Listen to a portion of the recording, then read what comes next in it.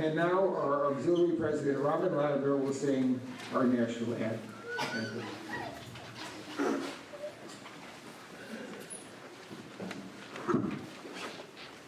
Oh, say, can you see by the dawn's early light what so proudly we hailed at the twilight's last gleam, whose broad stripes and bright stars through the perilous fight o'er the ramparts we watched were so gallantly streaming, and the rocket's red glare, the bombs bursting in air, gave proof through the night that our flag was still there. Oh, say does that star-spangled banner yet wave o'er the land of the free and the home of the brave?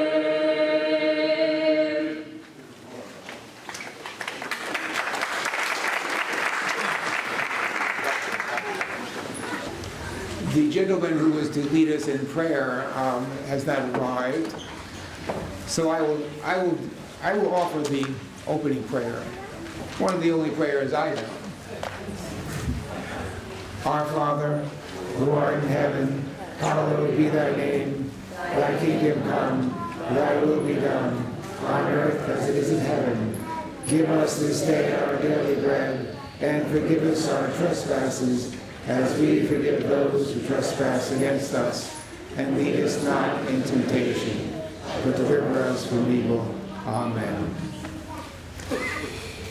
And now it's my pleasure to introduce our Honorable Mayor and good friend, Joe Sack.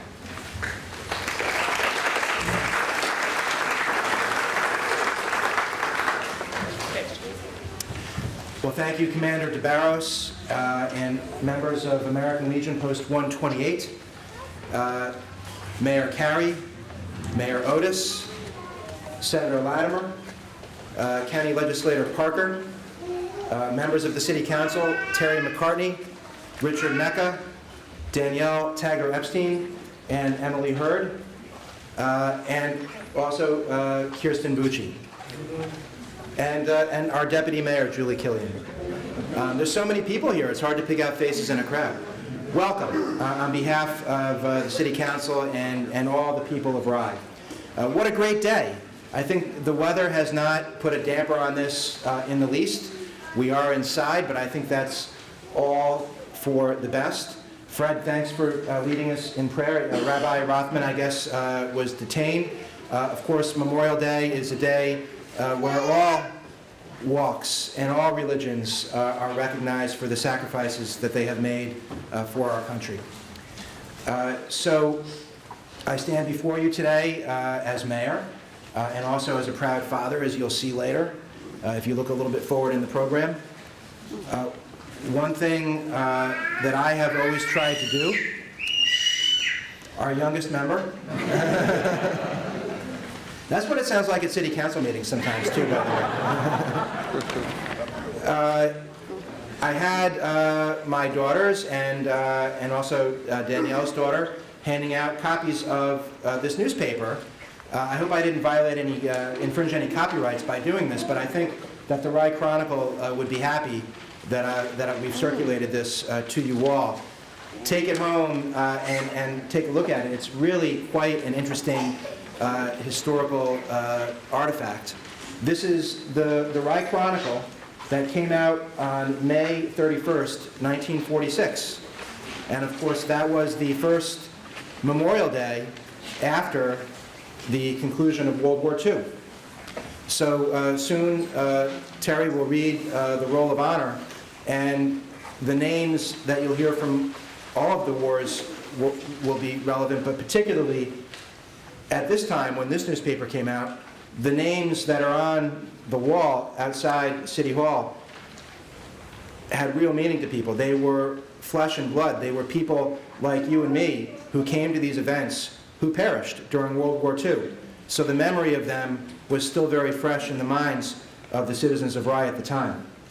And I thought that I would just read from the coverage of that day. And I see Tom McDermott here, the editor of the Rye Record. The Rye Chronicle was the Rye Record of its time, and the Rye City Review of its time. Franco Fino is here on behalf of that paper. But it was front page news. I mean, this was still big news back then, and I hope it's front page news in your newspapers when you cover it after today. The headline says, "Rye pays homage to war dead on Memorial Day. Many at services on Library Green." So boys and girls, if you're here today, whether it be with the Boy Scouts and Cub Scouts or the Girl Scouts or the Brownies, you are participating in a tradition that has gone on in Rye for decades. And my hope is, and our hope is, that it will go on for many more decades. But this was in 1946, 71 years ago. Homage was paid to Rye's dead in the city yesterday on the first peacetime Memorial Day in 5 years, when clear sunny skies, unlike today, brought out scores of residents and a large gathering congregated on the Library Green at 10 a.m. for the central observance. Charles Moxhay, commander of Rye Post 128, American Legion, conducted the ceremonies on the green, where the Bronze Star was presented posthumously to David Mansell, 4 Ridgeland Manor, for his son, Lieutenant Paul A. Mansell. Mayor Grenville S. Sewell, the principal speaker, brought out that over 1,400 men and women of Rye served in World War II, and of that number, 46 did not return. He said that so far as he could determine, without a single exception, quote, "they served with distinction to themselves and the city they came from." You'll see some other stories in the paper if you take the time to read it, and this kind of goes along with the theme that I've gleaned from doing research. The issues of today are the issues of yesterday. The issues don't always change so much. Cellars flooded by heavy storm in Indian Village. Rye leads entire state per capita tax potential. And also, this was a kind of a funny one. The Young Republicans had their first meeting, and it was held to discuss national policy towards Russia. I'm not making this up. But the story, the main story this day was the solemn recognition of Memorial Day. And Mayor Sewell was quoted further, "The city is part of those men who will never come back. We shall not forget them, and we shall never cease to honor them." The mayor quoted Lincoln, saying that these men shall not have died in vain, and we're going to have the Gettysburg Address read later. And the mayor suggested that the people of Rye could honor them best by making sure that the things they fought for will become reality. So that was kind of a theme of like Saving Private Ryan before Hollywood got a hold of it. This was the real deal. This was reporting and coverage of a ceremony just like this one, 71 years ago. I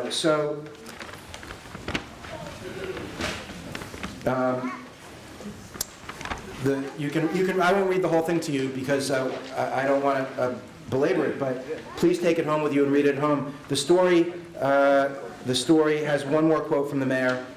"We can best honor them, those who have died, by making this city the place they wanted to come back to. Let us honor them by the way we live our lives in this city, by making this city the kind of place they lived and died for. And those words ring true 71 years ago. They ring true today. And Commander, I hope that they always ring true, and that we will always convene on this day in this city, in this room or outside this room for many more years to come. Thank you very much.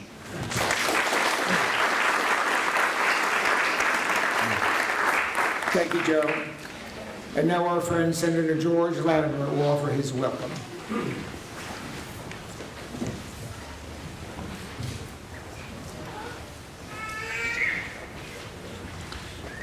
It's a great honor to be here again, and with all of the travels that some of us do, Steve Otis and myself, to other communities, nothing makes me happier than to be home and to be with faces that I've known for over 30 years, to be with these brave men who gave themselves on behalf of the country, to hear a special message from a special speaker, and to share a few thoughts. These thoughts I put in a Facebook post fairly recently, so I'm going to try to read from it, and hopefully without benefit of glasses. A few days ago, I was at a Memorial Day service in Eastchester, and I heard a lovely young lady sing the national anthem. I heard another lovely young lady sing the national anthem a few minutes ago. But the reflection that I had when I heard it was really beautiful, and she sang the song very clearly, so I could really think about the words of the song, which oftentimes you don't think about. It is a hard song to sing, if we were all trying to sing along a few minutes ago. It has a tough range for people of average ability. Most of us prefer to sing the America the Beautiful or God Bless America, because those are beautiful songs in their own right and a little bit more than the normal American's range of singing. But the national anthem, I listened to it very carefully. What was Francis Scott Key writing about that day? In the first half of the song, the Star Spangled Banner, we all know it, almost to the point where we don't think about it when we sing it, so we do it almost by ritual. He's talking about the battle for Fort McHenry, which is outside Baltimore Harbor in the War of 1812, and the rocket's red glare, and looking through the night to determine if the flag was still flying in the morning. Basically, did we hold off the British? Did we stop their assault in this particular war at that moment? And in that first portion of the song, you get a sense of the urgency and the immediacy of the country trying to save itself from an invasion. But it's the second half of the song that really makes you think about what he's asking us to do. Because in essence, in the second half of the Star Spangled Banner, he's asking a question. And that question can be answered right now, but it's a perpetual question. We can answer it right now, but it'll have to be asked and answered again and again and again throughout history. What he says, as we know the words, does that star-spangled banner yet wave o'er the land of the free and the home of the brave? And when you come to Memorial Day, the answer to Mr. Key, he wrote those words 200 years ago. He did not live to see the Civil War. He did not live to see two world wars. One was more violent than the next. Tremendous loss of American life, worldwide life. And then all of the conflicts that have happened subsequently. But we answer the question in a few minutes when we read the roll of those who died. Because he knew that night, watching the battle over Fort McHenry, that it took brave men to be able to stand up and defend this country. And it took brave men at Gettysburg. And it took brave men on the beaches of Omaha and Juno Beach, Utah Beach. And it took brave men at Iwo Jima. And all of the other battles we've had, Pork Chop Hill in Korea, in Vietnam, and in the Middle East over the course of the last 20 years. And also it took brave people to stand up for American rights. It took brave people to stand up for free speech, even if you don't like the speech. Free press, even if you don't like what they write. Freedom of religion, even if you don't agree with that religion. Freedom to assemble, even if the cause of the assembly is not what you prefer. It's standing up for those things domestically as well as militarily, because it is those freedoms that separate us from all these other countries. And that's what the battles are as well. Because we haven't had in this country the military coup that other countries have had. We haven't had the street uprising that overturns a duly elected government. And we haven't had the burning of a Reichstag so that one person could have ultimate power over everybody. That's what Key was asking us. Does that flag still fly? When we hear the roll call of the dead, every one of these names, people who lived in the same community that we live in now, who walked amongst the same streets that we walk through now, those people paid that sacrifice so we could make that answer to Key.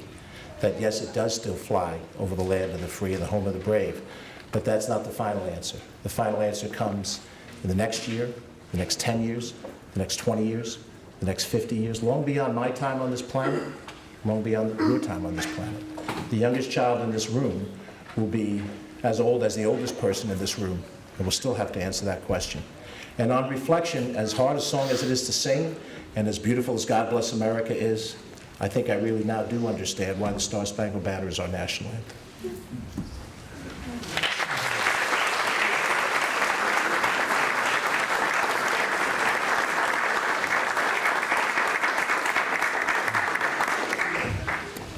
Thank you, George. We are also honored to have the following dignitaries present with us today. Our New York State Assemblyman Steve Otis, Rye City Council members Kristen Bucci, Daniel Tagger Epstein, Emily Hurd, Julie Killian, Richard Mecca, Terry McCarthy, and Catherine Parker. Fred will read the Gettysburg Address.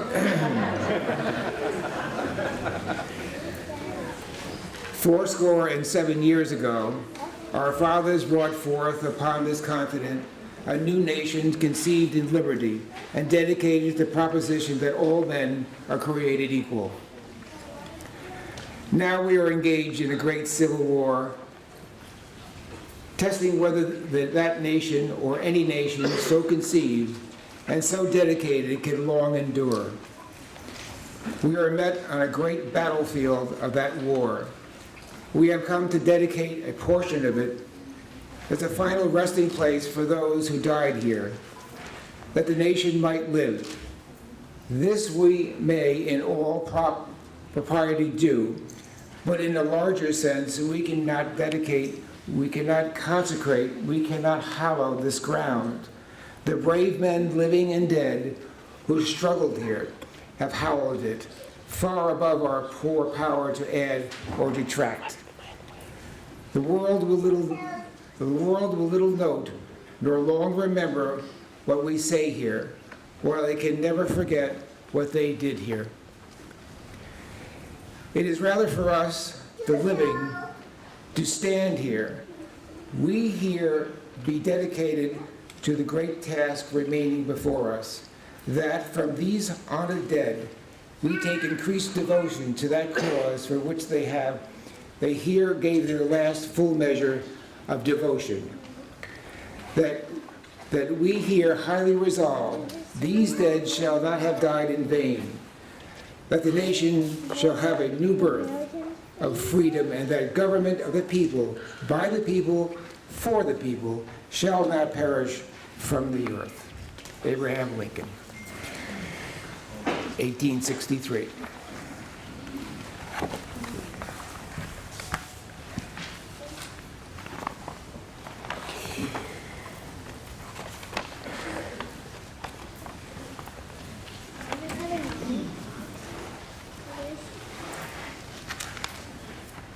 Okay, each year there is a essay contest for Rye High School students sponsored by Rye Ford Subaru. The title of the essay contest is "What Memorial Day Means to Me," and the American Legion post here was like overwhelmed by the response to that.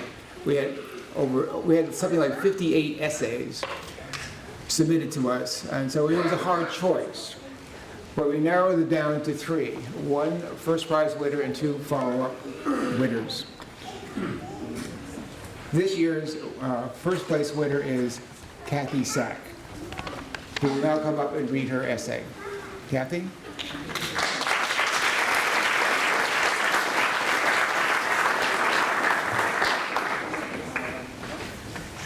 First, I would like to say thank you to the American Legion and all of you who have served. While most people spend Memorial Day weekend at soccer tournaments, the beach, or family barbecues, we should not forget what Memorial Day is really about. It is a day to honor and remember those who died in active military service fighting for our country and protecting our democracy. For every Memorial Day since I can remember, my dad and mom pull my sisters and I out of bed, require us to shower and put on nice clothes, and take us to attend the annual Memorial Day ceremony on the Rye Village Green. When I was younger, I'll admit, I didn't enjoy going to the ceremony very much because I thought it was boring. However, that was only because I didn't understand what Memorial Day was. I didn't understand why I had to stand there for an hour, performing acts of patriotism and listening to speeches, describing how great a person I had never even met or heard of was before they died. Now, though, I understand why those people being described in all those speeches were so admirable. They put their lives on the line every day, well aware of the risk they were taking to protect us and keep us safe. Both the physical and mental strength it took for them to make the supreme sacrifice was enormous. Unfortunately, those who remember on Memorial Day died during combat and failed to return home to their family and loved ones who are waiting for their arrival. We owe it to our fallen military to never forget to honor their service and to celebrate the liberties they allow us to have today. Now, whenever I attend the annual Memorial Day service on the Village Green, or inside, I'm not bored, but fascinated by the strength those who died during military service had. I listen to the speeches made about those who served and died in awe of how they willingly put their life on the line to defend our country and our rights. Memorial Day is a day of remembrance and to reflect on how people chose to risk their lives to protect ours and ultimately paying the supreme sacrifice while doing so.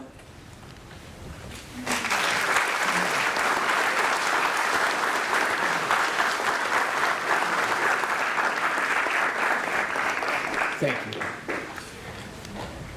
We are honored today to have Martin Dockery as our principal speaker. Martin is a longtime resident of Rye, a member of the American Legion, and a Vietnam veteran. In 1962, when Martin landed in Saigon, he was a young, determined, idealistic U.S. Army First Lieutenant, convinced of America's imminent victory in Vietnam. While most of the 12,000 U.S. military advisors in country at the time fulfilled support positions in Saigon and other major cities, Martin was a handful of advisors assigned to the Army of the Republic of Vietnam combat units. For 8 months, Martin lived and fought in the heart of the Mekong Delta with the Army Infantry Battalion. Martin's book, Lost in Translation, Vietnam, A Combat Advisor's Story, provides inescapable evidence that as early as 1962, the writing was already on the wall concerning the outcome of the Vietnam War. It is my great pleasure to present Martin Dockery.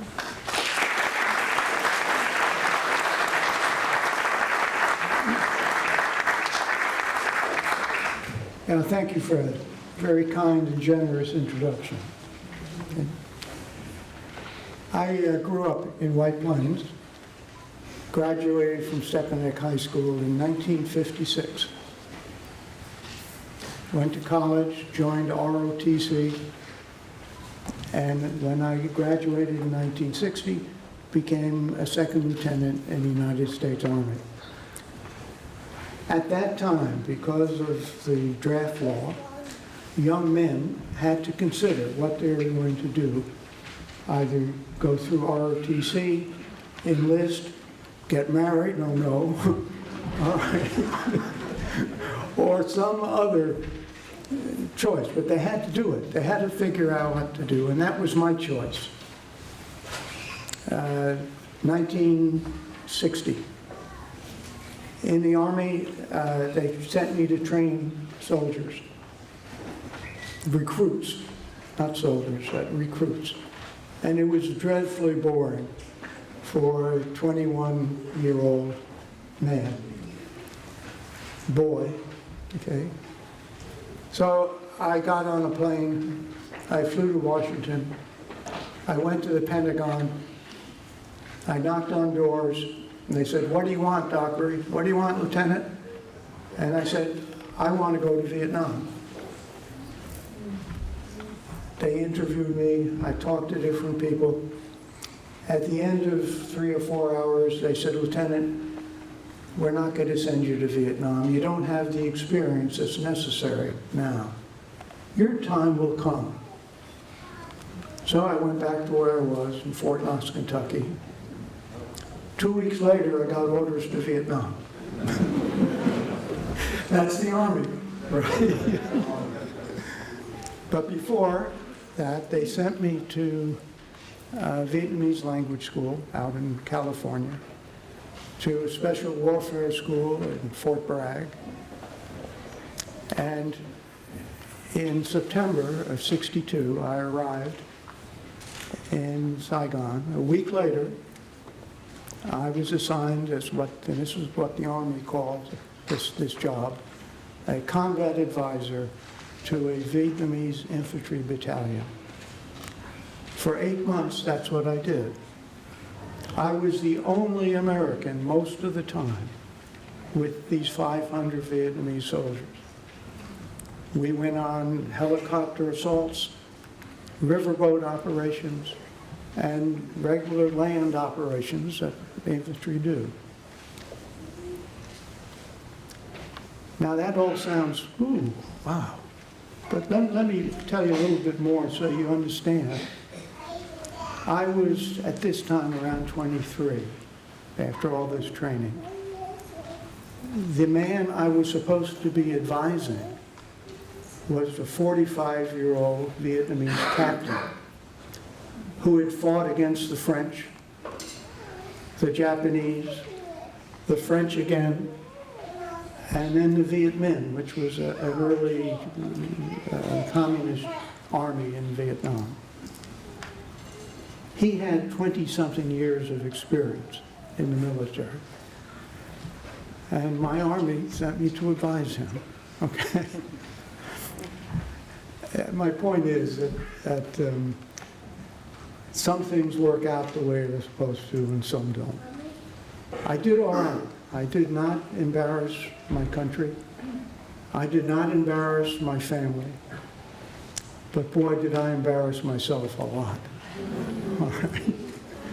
I can't tell you all of them because this audience is the wrong audience, and some of it's very raw. But one occasion comes to mind. We were on an operation, a mission, to remove the Viet Cong leadership from a village in the Delta. We advanced, came under fire, we returned fire, we advanced some more, doing the right things. And then I noticed that they stopped moving up front. So I moved to the front to find out what was happening. And there was a canal, about a 15-foot wide canal. And the soldiers said, it's too high. The water's too high. We can't get across. I'm the American, right? Can't get across. What does that mean? I'm from White Plains. I'll show you how. And I stepped into the canal, started walking across. I had my weapon up here.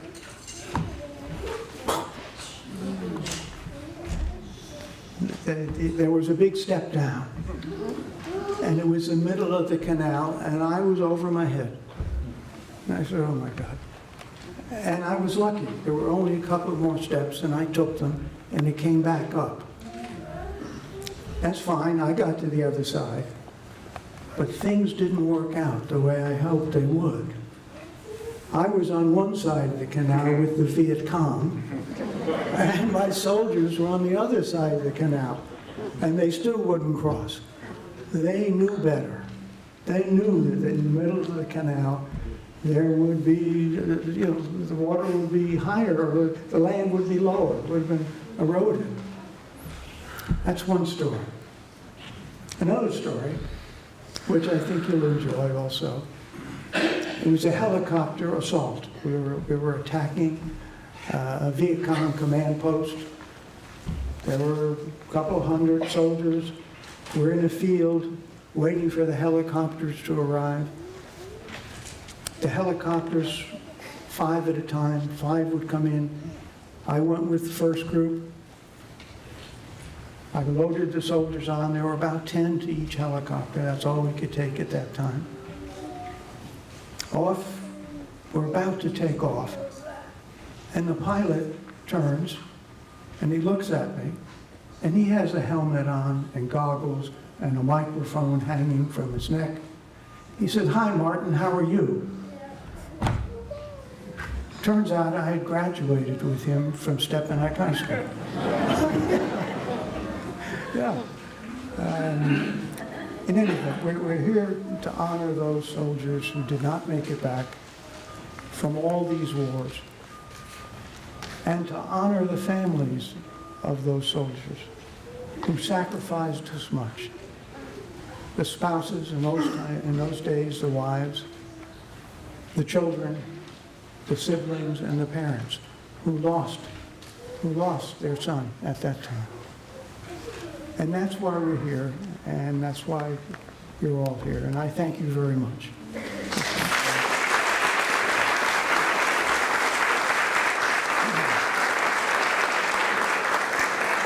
Thank you, Martin. I just want to take a step backwards. I neglected to mention that in terms of the essay contest, that there were several runner-ups. Congratulations also to the runners-up, Charlie Nagel and Emery Buckner-Wolfson, who will each win a $250 certificate. Congratulations. Appreciate it. Thank you.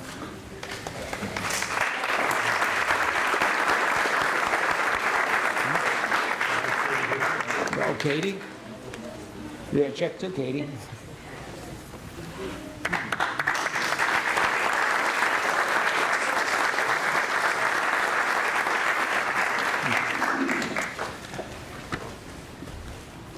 Eagle Scout is the highest rank achievable in the Boy Scouting program of the Boy Scouts of America. The designation of Eagle Scout was founded over 100 years ago, and only 4% of Boy Scouts are granted this rank. It is our great pleasure to present American Legion certificates to Aidan Donnelly, Michael Rotario, Christopher Tobin, and Gabrielle Zane-Acambo.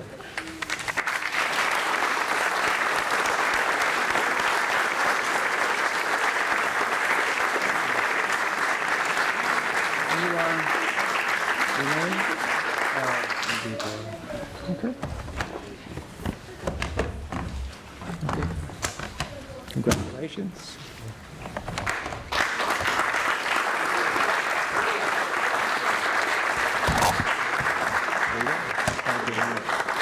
Congratulations.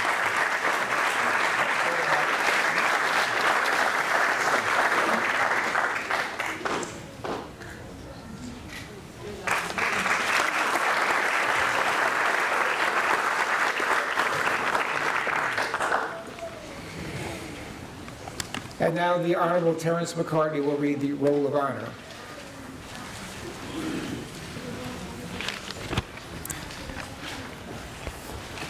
Do my best to keep it together this year. In World War I, 384 Rye men and women served, 9 died. Charles M. Armstrong, Charles A. Batten, John Batten, William Emerson, William Geary, Charles Johnson, Edward McNamara, Curtis Reed, Ralph Yerkes. In World War II, 1,345 served. It's about 10% of our town. 46 didn't come home to ride. Campbell T. Ames, Charles W. Bailey,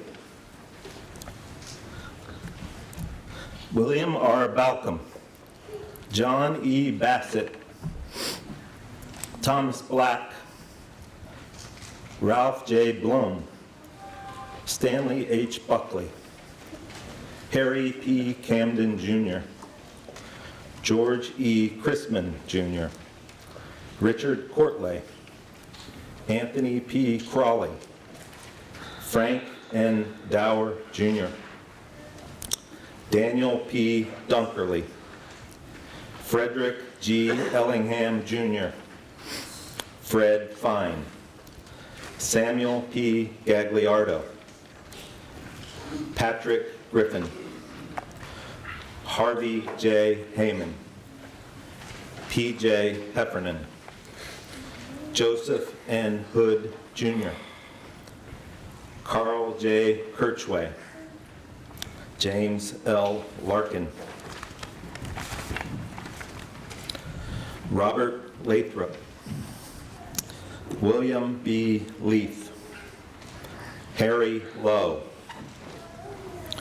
Paul A. Mansell, John G. McCarthy, A. Graham McElwain II, George O. Mergenthaler, Charles F. Mitchell, Philip A. Oldham, William G. Parsons, Mark Rainsford, John Sheridan Riley, John F. Samler, Ronald G. Senf, Robert L. Shedden, Alan A. Slade Jr., Peter J. Scrolf, Henry B. Stimson Jr., George W. Strange Sr., James K. Taylor, James N. Thorne, Donald R. Torrey, William G. Werner, John Williamson. In the Korean War, 194 men and women of Rise served. 1 died, 1 missing in action. Walter Edmondson Bailey, Vaughn Dale Prunier, missing in action. In the Vietnam War, 190 Rai men and women served. 3 died. Charles Markey, Paul McGrath, and John Shaughnessy.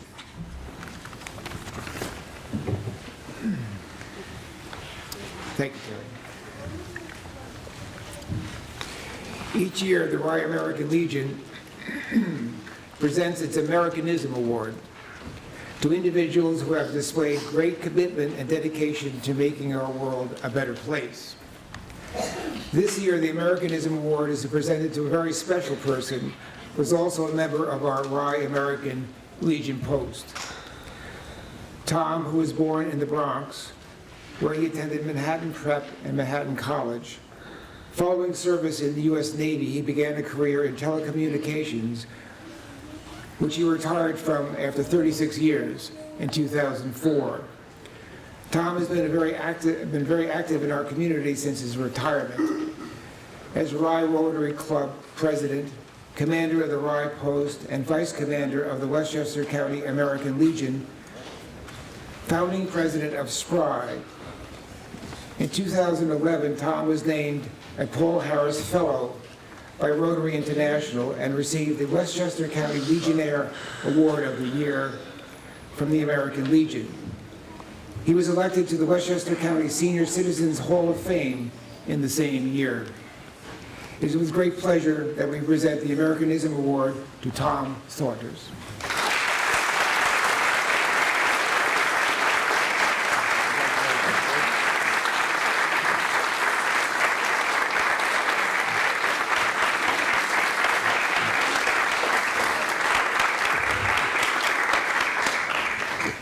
For about the last 15 years, I've been printing and framing these awards. So I know the kind of company that I'm in, and I'm both honored and humbled. Thank you very much. Congratulations, Tom. I've been going out in a little order, so if you've been following your program, don't worry about it. And now Robin will sing God Bless America.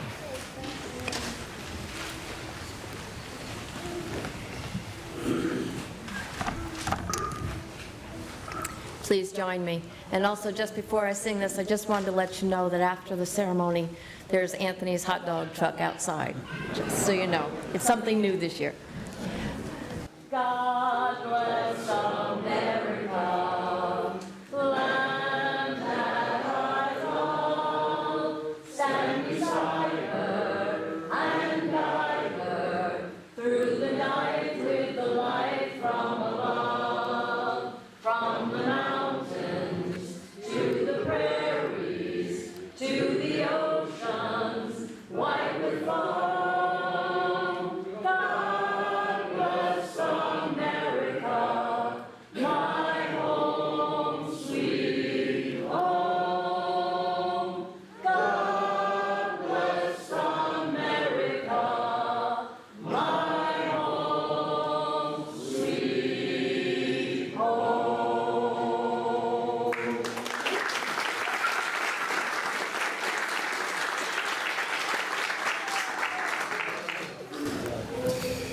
Thank you, Robert. And thankfully, Rabbi Rothman is here, which is a good thing because I've run out of prayers. Rabbi will now offer benediction.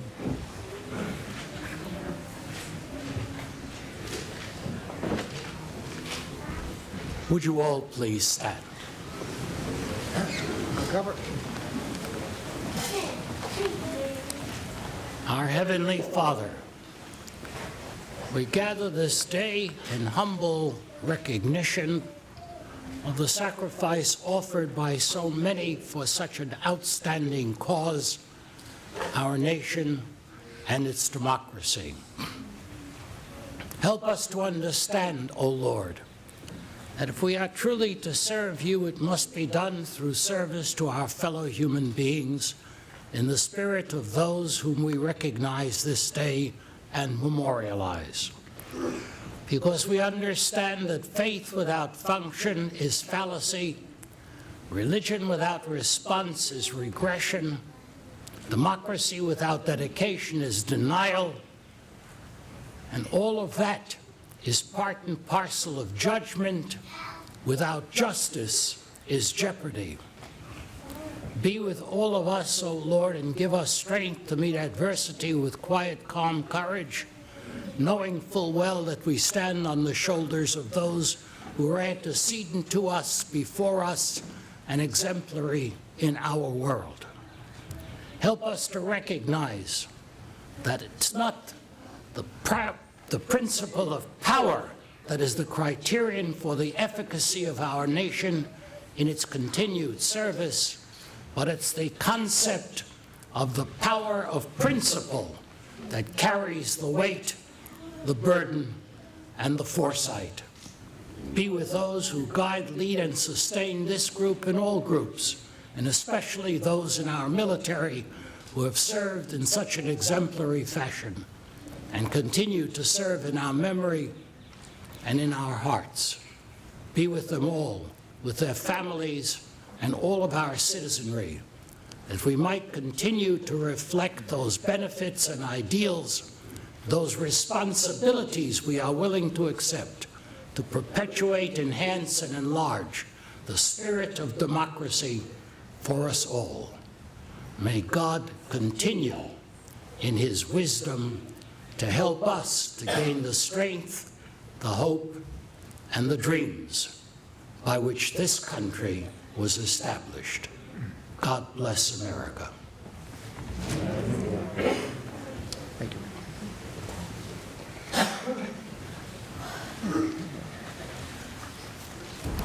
Now we will have a moment of reflection as Rye High School student Ken Nakamura plays taps.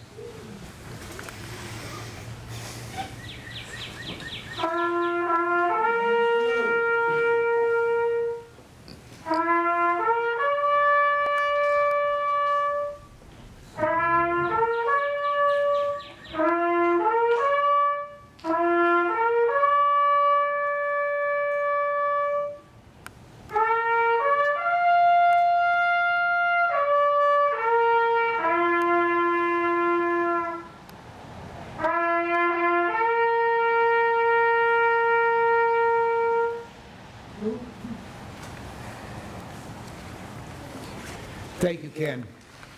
And thank all of you for coming today as we pause to remember all men and women who gave their lives so that we can enjoy our great freedom. Thank you.